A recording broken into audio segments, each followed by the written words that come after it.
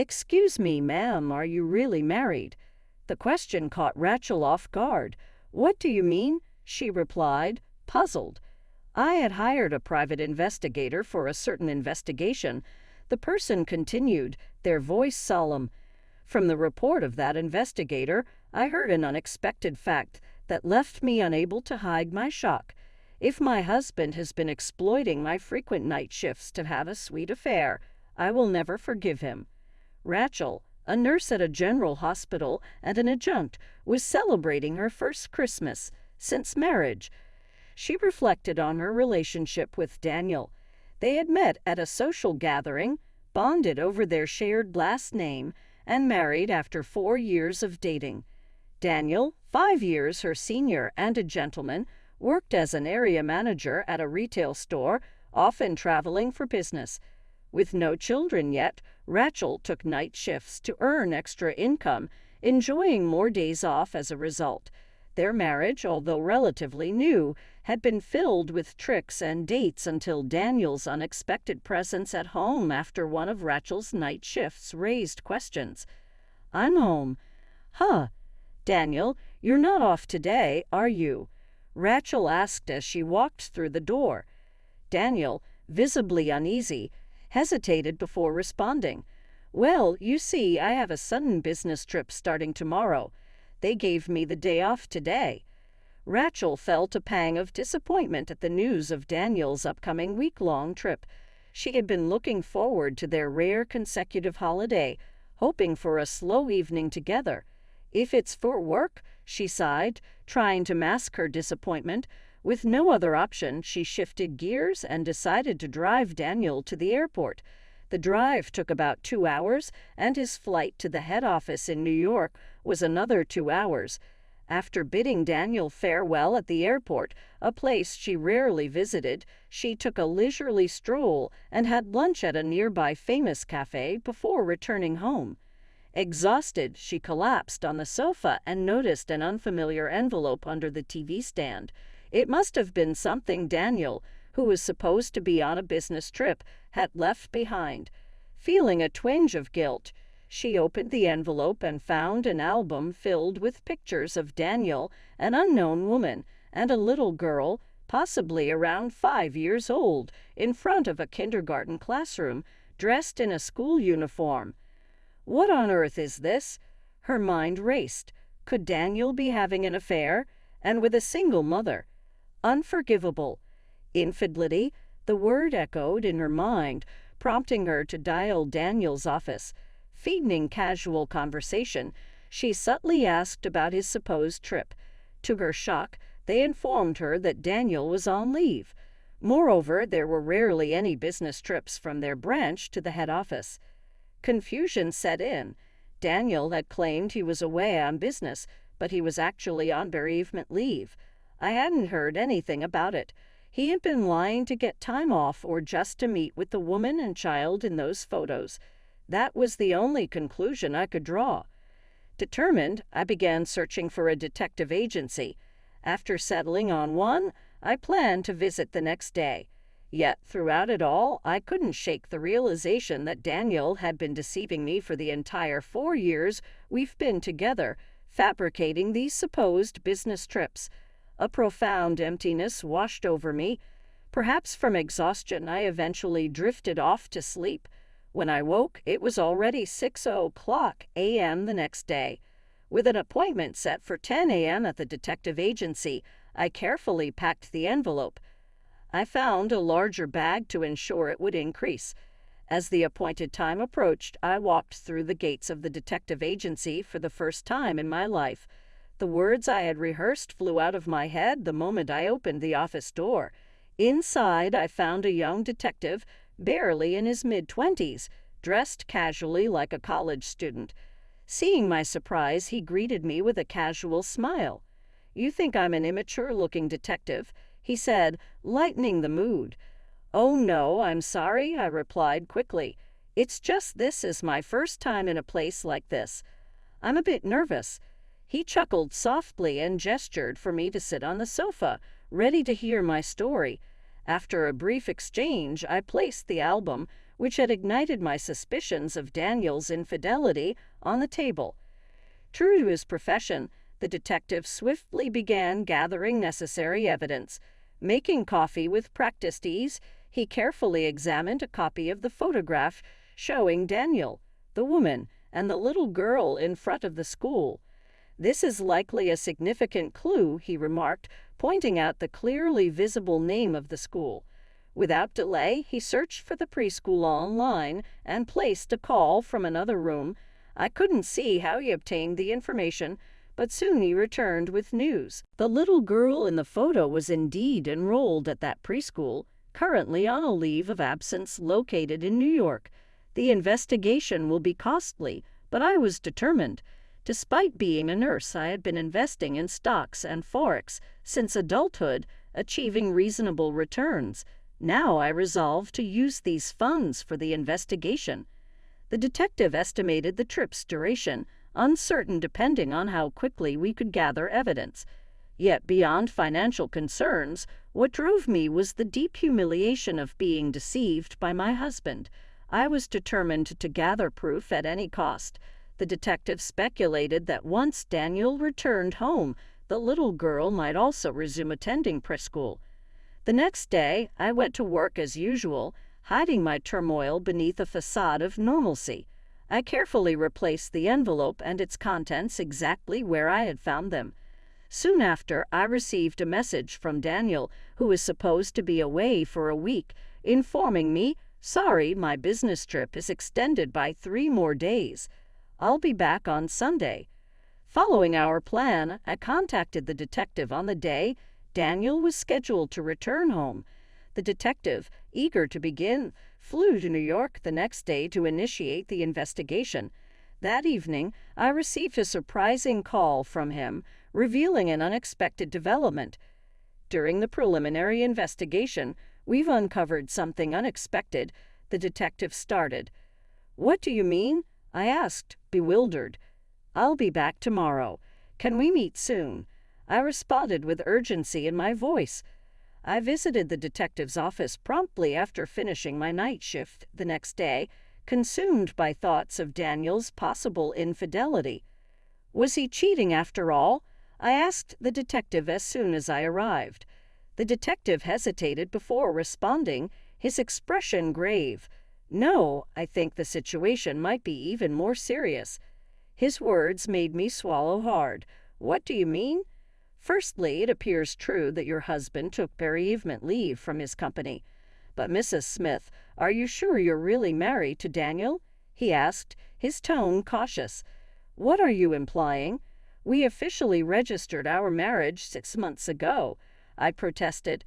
"In fact," the detective continued, "I followed Daniel and your daughter back from her kindergarten in New York and found their home. According to locals, Daniel has been living alone there for the past 4 years, only returning to New York a few times a year." The revelation hit me like a thunderbolt, leaving me speechless and struggling to comprehend what I had just heard. He stayed for about a week for his father-in-law's funeral in New York. "No way," I stammered, unable to find words. "Since you and Daniel originally had the same last name, it's hard to say anything definitive at this stage, but I would suggest checking at the city hall," the detective advised. After I expressed my gratitude following his advice, I went straight to City Hall. There, I requested a copy of the residency certificate for my entire household. What I saw in the document stunned me. Only my name was listed. "No way, there must be some mistake," I exclaimed, feeling the surge of confusion. I appealed to the female City Hall staff member assisting me. She looked distressed as she replied, "Even if you say so, we couldn't find any record of your marriage." Desperate and near tears, I pleaded, "Please check again. My husband's name is Daniel." Despite my pleas, the staff member apologized repeatedly, her remorse genuine amidst my overwhelming confusion. I recalled the day we registered our marriage. It was a work day for me, but Daniel insisted it had to be done on that particular auspicious day. I had gone alone to the city hall to submit our marriage registration. Never did I imagine it had been processed. Allowing tears to flow freely, my emotions gradually settled. I apologized and bowed my head before leaving City Hall. On my way home from my night shift, all I could think about was how exhausting everything had become. Drained, I fell asleep on the sofa, contemplating my next steps. When I woke up, Daniel was in the midst of preparing dinner. Seeing him like that reminded me of the woman and the girl in the photo. I was furious about being deceived, but I knew losing my composure now would hinder any action I could take. So I managed to suppress my emotions. From that day on, I put on a smile in front of Daniel. About a week after my visit to City Hall, I began considering how I could learn more about his real life and his wife. Daniel, often forgetful, had left his smartphone at home that day. Since I happened to be off, I thought about delivering it to him, but decided to check his phone first. Normally, snooping on someone else's phone isn't appropriate, but given my mental state, I felt I had no other choice. Daniel sometimes voiced his passcode aloud when unlocking his phone, so it was easy to access. Among his contacts, I found a woman labeled with a girl's picture, the same one he always talked about. Without hesitation, I called her. After 3 rings, a calm and elegant voice answered, "Hello, who is this?" "Are you Mrs. Daniel Smith?" I asked directly. The woman sounded puzzled, but replied, "Yes, I am. But who are you?" "I'm someone Daniel met during his work travels," I explained carefully. "It's hard for me to say this, but we are living together now, so there really is a woman he's been visiting." "I see," she responded calmly. "I was planning to visit my husband who lives there during the end-of-year holidays. Can we talk then?" I hadn't expected this turn of events, but gladly accepted her generous offer. Around the same time, Daniel mentioned, "Sorry, but there's a reunion in my hometown this New Year, so I'm going back home." I had been eagerly waiting for these words from Daniel. When he finally proposed the meeting, I immediately agreed. According to what his wife told me, Daniel's hometown was in the next town over. I had believed both his parents were deceased and that he had no relatives, but it turned out they were alive and well, residing nearby. With only a month left until the end of the year, I sought out a lawyer specializing in relationships, determined to thoroughly confront and punish Daniel. Until the day of our showdown, I continued to act normally around Daniel, though emotionally it was unbearable. Finally, 1 month later, the day arrived. I told Daniel I had a night shift starting on the 30th and left the house with a smile, wishing him a happy new year. I managed to arrange for vacation days from December 30th to January 2nd under the guise of work obligations. On the 30th, I stayed at a business hotel, and on the morning of the 31st, I met with Daniel's wife at our designated meeting place. There, I saw an elegant woman just as she appeared in the photos, Mary. She had married Dano 6 years ago, and they had a 5-year-old daughter. After a brief introduction, Mary and I began to execute our plan. Mary had flown in from New York with her parents and daughter. After leaving her daughter with her mother and father in their hotel room, we headed to Daniel's family home.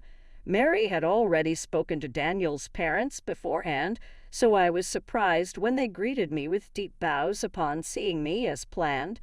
On the evening of the 31st, Daniel opened the door to his parents' living room. "I'm home," he announced. "Welcome back." The woman who greeted him with a smile was not his mother, nor was it Mary. It was me. Daniel paled.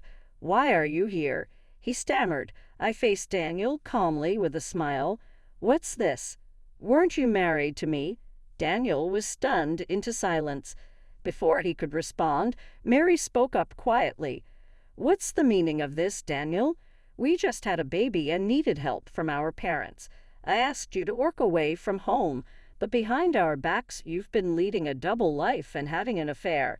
Mary's words hung in the air, delivered with such certainty that for a moment I felt a chill run down my spine.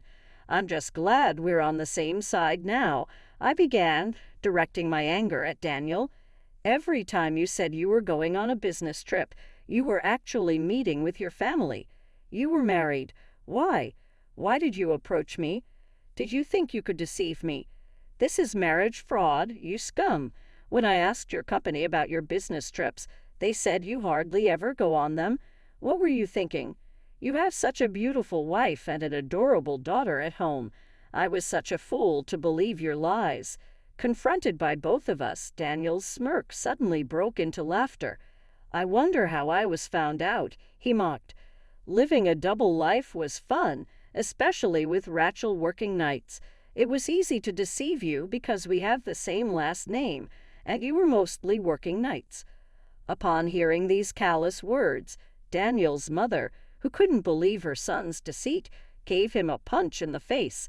I looked at Daniel sternly and continued, "Besides me, you had 3 other lovers, didn't you?" I thrust the incriminating photos at him. Startled, Daniel sputtered, "What is this? Are you stalking me? I'll sue you." These are all pieces of evidence gathered by a private investigator I hired because I suspected you were having an affair. I retorted firmly, "We're going to make you pay damages to both Mary and me." As I spoke with resolve, Daniel collapsed to the floor, begging for mercy. "I'm sorry, just spare me the damages. I'll continue my relationship with both of you. Just spare me the damages." I was speechless with disbelief. It seemed he was broke from spending too much on his other lovers. I didn't care anymore. Leaving Daniel's childhood home, I told him, "I don't even want to speak to you anymore. Let's handle the rest through our lawyers." Afterwards, I worked with my lawyer to file a claim for compensation on grounds of bigamy. I was grateful when the money was successfully recovered. Feeling guilty towards Mary, I offered her some of the compensation, but she refused. In fact, she thanked me for the evidence I provided, and we became friends. According to Mary, she collected compensation from Daniel's other girlfriend and ended her relationship with him. She made sure to secure her fair share of alimony and child support. It turned out one of his mistresses was a colleague, and Daniel was demoted at work, sent to a subsidiary company. At the new company, he was reportedly bossed around by a younger employee and cried every day. He couldn't quit his job because he needed the money to pay off the compensation. Meanwhile, I moved out of the house I had shared with Daniel, renting a place that suited me perfectly for living alone. I embraced a carefree life, visiting New York a few times a year and maintaining a friendship with Mary and her daughter.